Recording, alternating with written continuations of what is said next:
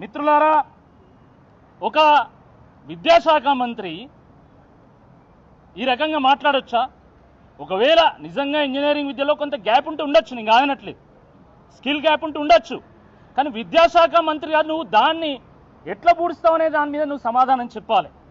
ఇప్పుడు దేశంలో పేదరికం ఉంది, అంతేందుకు మన తెలంగాణలో ఎంత పేదరికం ఉండే, ఎన్ని ఆత్మహత్యలు, ఎన్ని వలసలు. మరి ఆ రోజు కేసీఆర్ గారు మా ప్రజలందరూ బిచ్చగాళ్ళని మాట్లాడినలా? అట్లా మాట్లాడారు కదా, బాధ్యత ఉంటుంది కదా. కాబట్టి మీరు క్రిమినల్ వేస్ట్ అని మాట్లాడడం చాలా దురదృష్టకరము.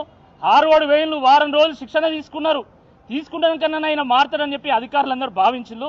వాళ్ళు ఎంతో ఆలోచించి ముఖ్యమంత్రి స్థాయిలో ఆయన మాట్లాడతలేడు కాబట్టి మన రాష్ట్రంలో ఉన్నటువంటి పెట్టుబడులన్నీ పోతున్నాయి కాబట్టి కనీసం ఈయన మారాలని హార్వర్డ్ పంపిస్తే వారం రోజులు ఆడ చదువు చెప్పినా కూడా ఈయన మారలే.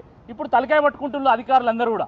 ఎందుకంటే మీరు ఆలోచించండి, ఆయన చేసిన కథ వల్ల ఈరోజు కన్స్ట్రక్షన్ ఇండస్ట్రీ పోయింది, రియల్ ఎస్టేట్ పోయింది.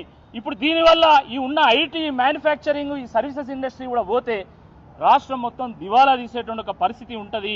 కాబట్టి ముఖ్యమంత్రి గారు వెంటనే బేషరతుగా ఈ రాష్ట్రంలో ఉన్నటువంటి ఇంజనీరింగ్ విద్యార్థులందరూ కూడా క్షమాపణ చెప్పాలి.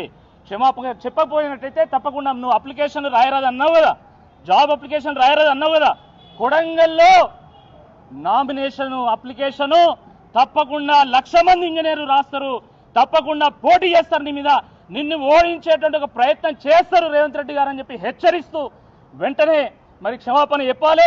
ఫీజు రీయింబర్స్మెంట్ ఎగ్గొట్టడానికి ఇలాంటి చిల్లర వేషాలు మానుకోవాలి. నీకు నిజాయితీ ఉంటే, నీకు చిత్తశుద్ధి ఉంటే వెంటనే 11,000 కోట్ల రూపాయల ఫీజు రీయింబర్స్మెంట్ స్కాలర్షిప్ బకాయిలు చెల్లించాలని చెప్పి కూడా ఈ సందర్భంగా నేను మనవి చేస్తూ, వెంటనే జాబ్ నోటిఫికేషన్లు కూడా ఇవ్వాల్సిందే ఈ సందర్భంగా మనవి చేస్తూ మీ అందరికీ కూడా పేరు పైన ధన్యవాదాలు.